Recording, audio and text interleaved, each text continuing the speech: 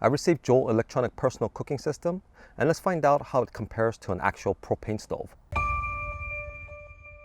Hi everyone, and welcome to Chasing Adventures. And Stoke Voltaics saw my camping videos and they thought it would be a great fit for my channel and sent their electric kettle for me to test and try out.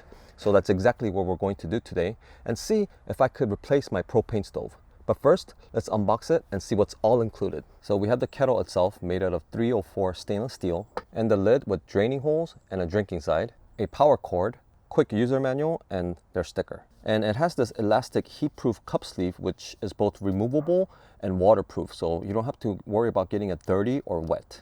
And at first I thought this was a rechargeable kettle, but you do need to plug it to a power source, and it draws 500 watt of power, so you're going to need a power station with a bit of a power if you're going to be using this at a camp or outside. And while you could still use it at home or even at the office, this will be perfect for RV campers or car camper, because traditionally you would use a propane stove to boil water or to cook, but since most RV or car campers have a separate battery to run their campers, you could just plug this into an outlet and use it, and you don't need to carry extra or consistently refill your propane tank. And the maximum water capacity is 16 ounce or 473 milliliters, and it has this rubber feet on the bottom to prevent from sliding.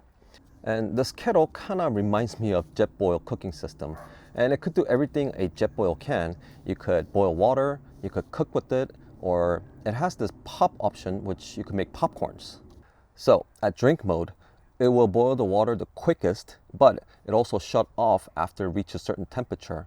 And that's great and all if you're boiling water to make coffee or tea, but if you're going to eat straight from the kettle, you could switch it over to eat mode, which will stay on to keep your meal hot, or you could also switch it to pop mode if you want it to shimmer.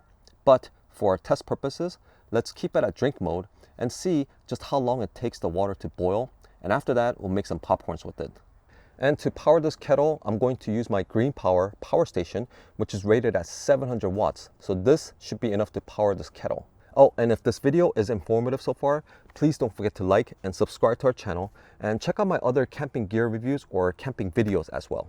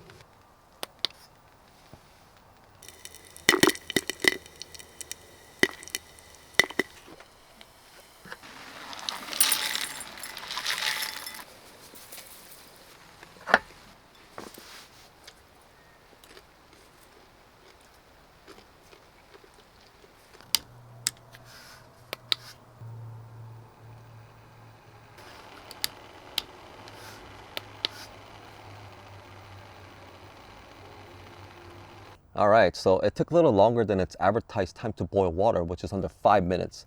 And that might be because I didn't have the lid on and it was only drawing 400 watts for some reason.